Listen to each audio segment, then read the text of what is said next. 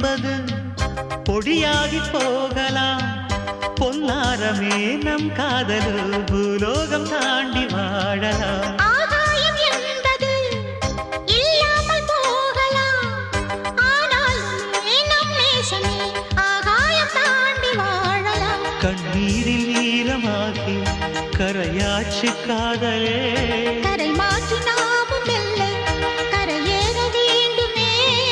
நாளை வரும் காலம் நம்மை கொண்டாடுமே.